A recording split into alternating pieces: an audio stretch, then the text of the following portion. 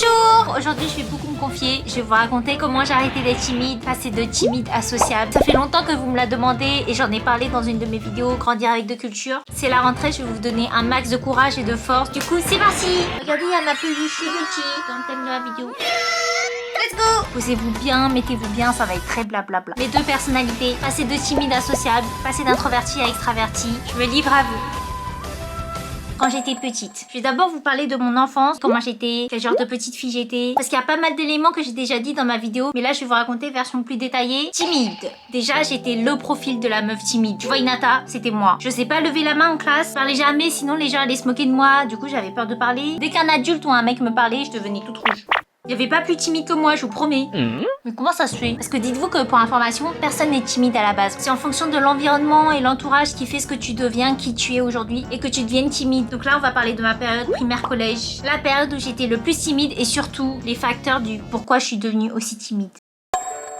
Pour commencer, comme tous les enfants d'immigrés, de parents étrangers, t'es là, t'es en classe, t'es la seule meuf différente des autres. Donc on te remarque que toi, on parle de toi, on se moque de toi. Tu connais la musique, les insultes racistes comme d'hab. Ça c'est un premier facteur que plein de gens ont subi et vont continuer à subir malheureusement. Parce que les enfants ils se rendent pas compte à quel point c'est méchant et ça peut être blessant parce que c'est des enfants. En plus les insultes ça peut aller encore plus loin. Harcèlement, genre harceler la personne juste parce qu'elle est différente de toi. Moi en primaire il y a déjà un mec qui m'a étranglé en tourbillon. C'est bizarre mais en gros j'avais un col roulé et du coup le mec il m'a pris comme ça, il m'avait fait un gros tour autour de lui et du coup bah il m'étranglait pendant que moi j'étais en train de tourner autour de lui. C'est le pire harcèlement que j'ai eu. C'était déjà quelque chose d'horrible mais ça pouvait être pire. Je pense qu'il y en a qui ont dû subir pire que ça. Et le pire c'est que du coup quand le mec il m'avait fait ça, bah tout le monde regardait et personne faisait rien. Et ça c'est vraiment triste.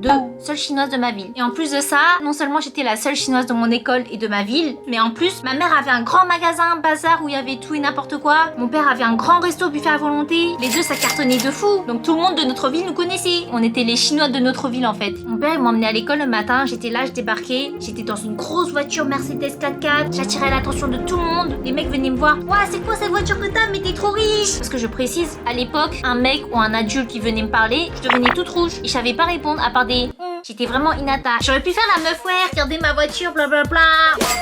Mais non, au contraire. Le soir, je suis rentrée chez moi, j'ai dit à mes parents, m'emmenez plus à l'école et venez plus me chercher en voiture. Parce que je voulais surtout pas attirer l'attention des gens. Je voulais pas être mal à l'aise. Quand j'attirais l'attention des gens, c'est soit pour qu'ils se moquent de moi, qu'ils parlent du magasin de ma mère, du resto de mon père. Je voulais plus que les gens parlent sur moi. Donc je me faisais petite et discrète. Moi, j'étais vue, mais je me portais. Donc je marchais 15 minutes matin et soir pour rentrer chez moi. Même le jour où il faut prendre tous les manuels au collège, là, j'étais là avec mon gros cartable, je prenais tous les manuels, hyper beau. J'en pouvais plus, j'étais au bout de ma vie et tout. Tout ça parce que je voulais pas que mes parents ils viennent me chercher en voiture, même si j'avais plein de manuels dans mon sac. Tout ça à cause des regards des autres. Pour vous dire à quel point le regard des autres, ça m'a niqué ma primaire et mon collège. C'était dur mais je marchais, j'étais au bout de ma vie mais je continue à marcher. Amitié. Pour ce qui est de mon entourage, j'avais trop du mal à me faire des amis. Parce qu'il y a personne qui avait les mêmes centres d'intérêt que moi en primaire collège. Anime, jeux vidéo. Donc je me forçais à regarder des séries dont tout le monde en parlait. J'étais le bouche-trou aussi, en mode t'es dans le groupe juste pour boucher le trou. Si les gens ont besoin de toi, ils t'utilisent. Sinon ils te calculent pas, mais t'es là. Et je sais pas dire non. J'étais un mouton. Tu m'accompagnes aux toilettes, je suis. Tu m'envoies tes devoirs. Je t'envoie mes devoirs. Tu me prêtes un stylo. Bah, il fabriquer toi-même. Tiens, t'as pas 2 €. Je suis chinoise, j'ai plus que 2 €. Tiens. Ça c'était vraiment moi au collège, 6ème, 5ème, timide et mouton. Et pour moi ça, c'est le seul moyen d'être aimé et d'avoir des amis. Parce que si je disais non, on allait me rejeter et j'allais me retrouver seule et sans amis. Et même si j'avais mon groupe de potes, j'étais toujours seule en vrai. Du coup, bah, ma position dans le groupe, dans un groupe de potes, il y a toujours le leader, les duos, les meufs qui font tout le temps des soirées, etc.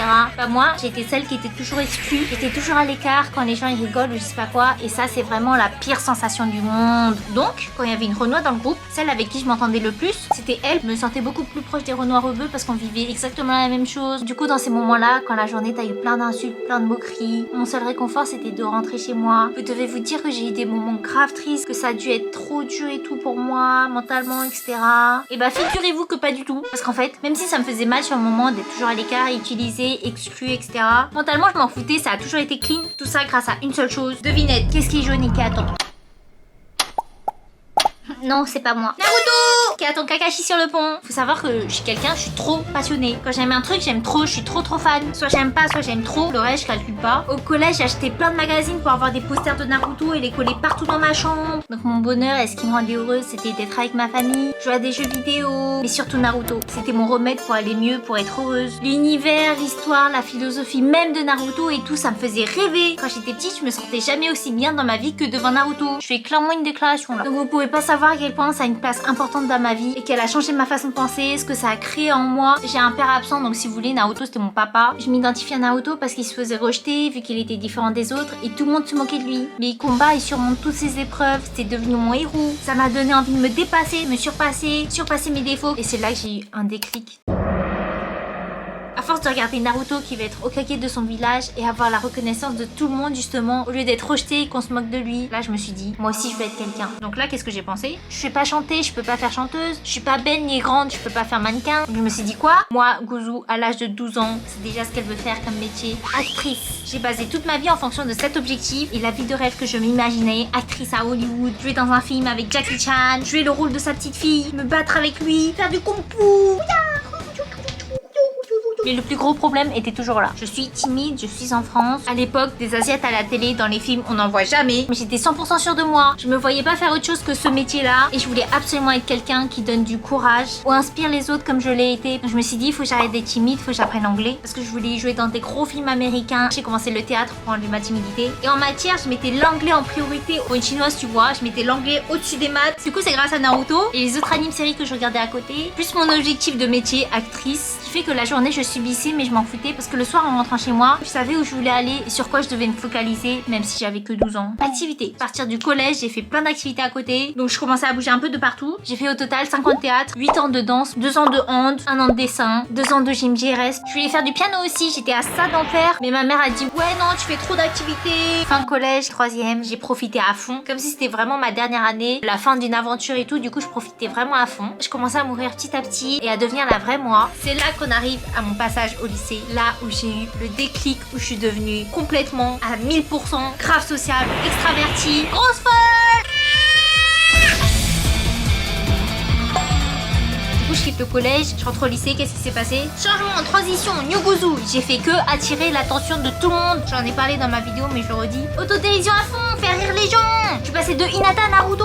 Je voulais être vue, que les gens sachent qui je suis. Pas la petite chinoise dans son coin, mais la chinoise. Mais du coup, comment ça se fait? Pour une raison toute simple. Je m'aimais pas. Je me détestais d'être timide, d'être celle que j'étais. Pour moi, ce que je vivais, c'était pas une vie. Genre, je vivais dans la peur, où j'ose rien faire, où j'ose pas exprimer qui je suis, où j'ose pas parler, j'ose pas m'affirmer. Et c'est pas ça, la personne que je veux devenir. J'ai réalisé que si je voulais profiter à fond de ma jeunesse, de mon enfance, fallait que je change complètement, sinon toute ma vie allait être comme ça. Et j'ai qu'une vie, qu'une enfance. J'ai pas envie de la gâcher juste parce que je suis trop timide, donc j'ose rien faire. Je commençais à prendre conscience de ça petit à petit au fur et à mesure de mes années collège. Donc fin de 3e, quand tu dois choisir ton lycée, tes vœux, etc. J'ai fait exprès de choisir un lycée loin de mon collège et d'aller à l'internat. En mode il y aura personne du collège, donc là je pouvais faire une transition complète, devenir complètement quelqu'un d'autre, mentalement, façon de penser, la nouvelle moi, sans qu'il y ait quelqu'un derrière pour juger parce qu'il connaît mon passé, à quel point j'étais timide, en mode il y aura personne du collège. J'étais tellement déterre que moi, qui ai toujours eu les cheveux longs depuis toute petite, je suis partie chez le coiffeur, j'ai dit coupez-moi, pas la tête, hein. Coupez-moi au carré les cheveux là, parce que nouvelle vie, nouveau moi, et j'ai jamais osé faire un carré en mode vraie transformation. La vérité, vous me verrez jamais avec les cheveux au carré parce que ça me va pas du tout, ça faisait partie du changement quoi. Au moins je sais. Donc là, une fois rentrée au lycée, nouvelle vie, nouvel endroit, personne sait que ma mère tient un magasin, personne sait que mon père tient un resto, personne me connaît, c'est le moment parfait pour changer et être la nouvelle moi, celle que j'ai toujours voulu être. Je suis arrivée au lycée, j'étais une nouvelle personne comme jamais,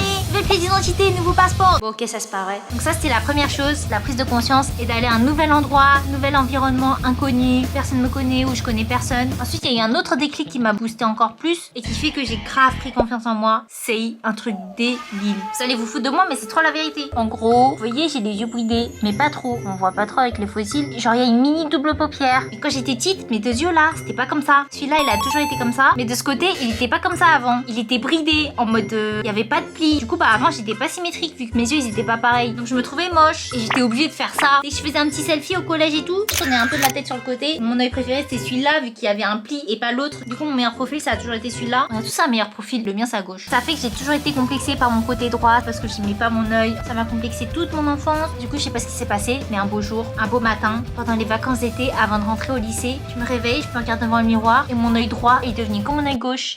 Il y a une mini double paupière qui est apparue. Donc en gros mon plus gros complexe qui m'a complexé toute mon enfance avait disparu. Et j'ai même pas fait de chirurgie ou quoi, hein, sinon j'aurais changé plus que ça. Et du coup ça a apparu du jour au lendemain. Ça m'a reboosté comme jamais. Pour la première fois de ma vie je commence à me trouver belle. J'ai grave pris confiance. Vous allez dire tout ça pour ça, mais oui, je vous promets, maintenant que j'y repense, c'est débile. Mais un détail, surtout si c'est un gros complexe chez une personne, ça peut tout changer. Il y a des gens, ils peuvent être complexés par un mini détail chez eux que personne ne voit. On perd confiance à cause de ça. Si c'est un grain de beauté qui est là ou je sais pas où, les complexes ça a leur charme. Si c'est un truc que vous pouvez pas changer chez vous, faut vraiment apprendre à l'apprécier parce que sinon ça va gâcher votre vie. Du coup ma routine au lycée dès la seconde, j'étais avec ma meilleure pote Inès qui est grave sociable aussi. On était en duo, on allait voir tout le monde, un mec qu'on trouvait beau, une fille qui était toute seule pour pas la laisser seule. Ça m'a fait trop du bien. Je m'étais jamais sentie aussi vivante et pas avec des regards des autres et tout. Vraiment à cette période, je m'en souviendrai toute ma vie. J'ai l'impression que c'était un rêve tellement c'était trop bien de s'en foutre des regards des gens et tout. Et ça me choque encore aujourd'hui parce que vous allez voir, j'ai trouvé ça trop facile de parler aux gens parce que j'avais complètement changé ma façon de penser. Par exemple, si je veux parler à quelqu'un dans la rue, je me dis si ça se passe bien, tant mieux.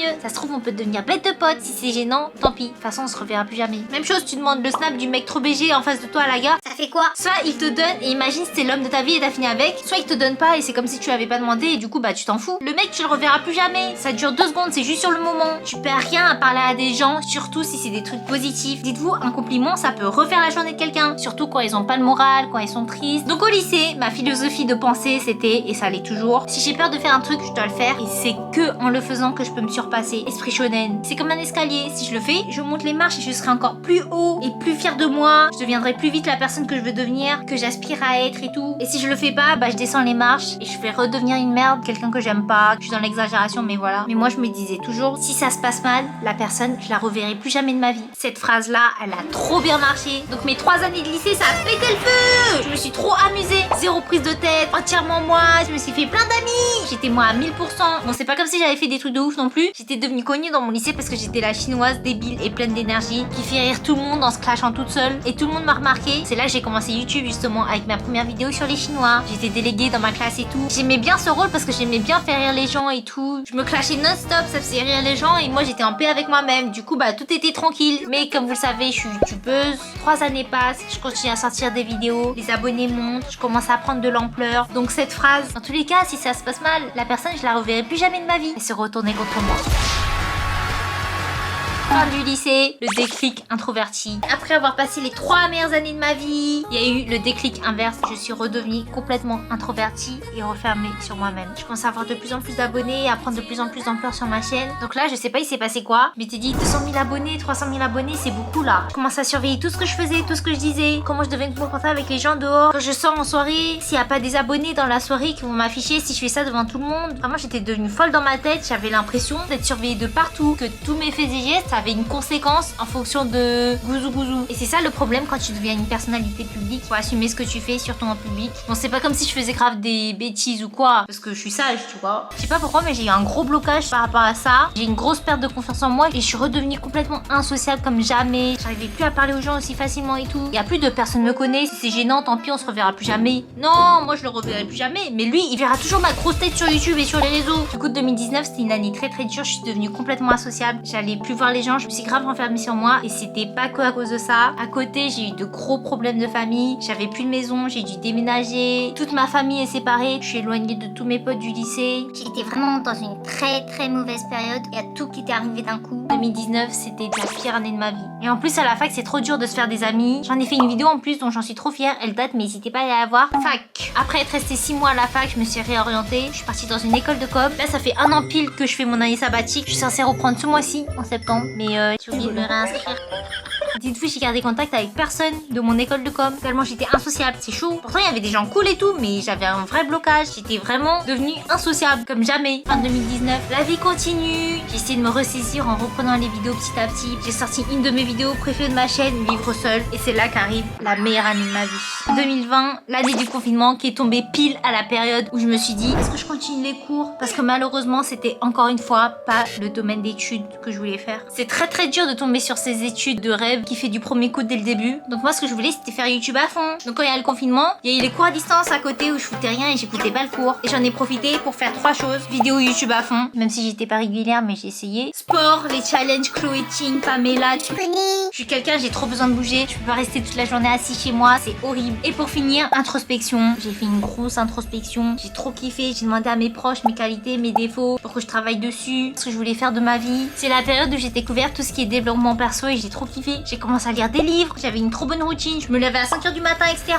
Et surtout, je venais d'aménager avec mon frère. Et mon frère, c'est comme mon meilleur pote, j'ai une trop bonne complicité avec. J'étais de meilleure humeur que quand je vivais toute seule. Là, je retrouvais un peu l'ambiance familiale qui me manquait. Parce que pour moi, il n'y a rien de plus important que la famille. Et vous savez quoi? Maintenant, aujourd'hui, là actuellement, on est en 2022, je vis comme si j'étais encore confinée. Sincèrement, depuis le confinement, j'ai remarqué que je suis trop casanière. J'aime trop rester chez moi et j'aime trop ma routine. Ce que je fais dans la journée, sincèrement, je pense qu'il n'y a pas plus casanière que moi. J'aime trop rester à la maison. Sortir que 2 jours par semaine, pour moi, ça demande trop d'efforts. Même quand on me propose de sortir, je dis non. Je préfère rester chez moi, regarder des animes et à jouer à des jeux vidéo que sortir en soirée. À 24 000 pouces bleus sur la vidéo, je sors une vidéo 24 avec moi et je vous montre toute ma routine, ce que je fais dans ma journée, etc. Parce que je kiffe trop ma routine. Maintenant, qui je suis. Je vais pas dire que je me suis vraiment trouvée. Il peut se passer un truc à tout moment. Ça se trouve, j'ai encore changé dans 2-3 ans de mentalité, de style et tout. Une chose est sûre, après avoir vécu tout ce que je vous ai dit, en tout cas, maintenant je sais ce que je veux et ce que je veux pas dans ma vie, dans mon entourage. C'est pas bien, mais depuis mon déclic après le lycée, quand je suis devenue grave insociable et tout, je suis devenue grave sélective dans mes amis. Je peux parler à tout le monde et taper la discute avec n'importe qui. Je joue encore la meuf débile et tout quand je suis dehors, mais au fond de moi, j'analyse grave les gens. Niveau style, plus je grandis et plus je m'habille comme une gamine. Couette, jupe, tout ça. Parce qu'en fait, c'est le style que j'ai toujours vu dans les animes et que j'ai le plus kiffé au fond de moi. Du coup, bah aujourd'hui,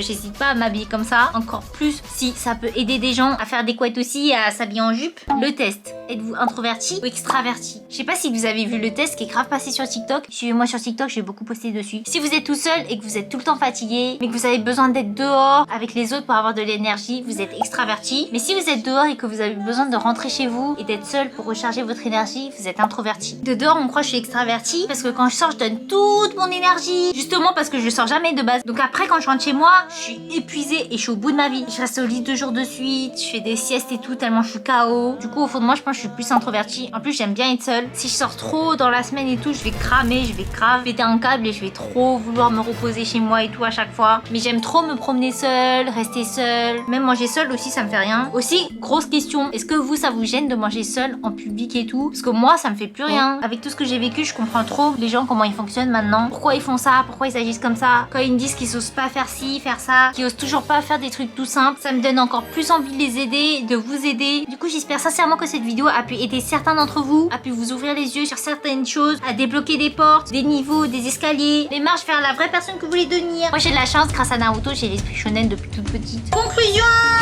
Pour finir, en fait, je vais dire que des trucs trop évidents, mais les gens, ils se rendent pas compte. Si vous osez pas faire des trucs dans votre vie, parce que vous avez peur qu'on vous juge, qu'on vous trouve gênant, bah tu seras toujours gênant pour quelqu'un. Quoi que tu fasses, il y aura toujours quelqu'un qui va trouver ça gênant, qui va vous juger. Tout ce que vous faites, que ça soit 5, 10, 20, 100 000, 1 million, tu pourras jamais plaire à tout le monde. Il y aura toujours forcément quelqu'un qui va pas aimer, donc tu t'en fous. Ça vaut pour tout ce que tu fais, wesh. Ça vaut pour tout ce que tu fais dans ta vie. Attention, OST Naruto, si vous vivez, c'est pour vous. Pas pour plaire à des gens que vous-même vous connaissez pas, qui vous ont jamais vu. On a qu'une vie, le temps il passe trop vite. À tout moment, tu peux avoir un accident et mourir dans 2 jours et avoir rien profité de ta vie. Désolée, je dis des trucs horribles, mais plus c'est horrible et plus c'est réaliste et plus je me dis, ah ouais, quand même. Moi, ma plus grande peur, c'est vraiment de perdre mes proches, surtout mes parents, qui m'ont tout donné. Et un jour, on va forcément les perdre parce qu'ils seront trop vieux ou je sais pas quoi. C'est pour ça que je dois tout donner maintenant. Je vais être fière de moi et rendre fière mes parents. Tant qu'ils sont encore là, en vie, en bonne santé. Depuis toute petite, j'ai des ambitions et je crois que c'est vraiment Naruto qui m'a donné autant d'ambitions, esprit shonen et tout. Et si je réalise pas ce que j'ai en tête, ce que je veux faire, mes projets et tout, tout, je suis une merde et je vais me détester à vie. Là, j'arrive à vivre à travers une passion que j'ai commencé à 16 ans. Je savais même pas que j'allais en faire ce que je fais. J'en suis trop reconnaissante. Du coup, je vous remercie sincèrement de tout ce que vous m'apportez au quotidien, vos messages.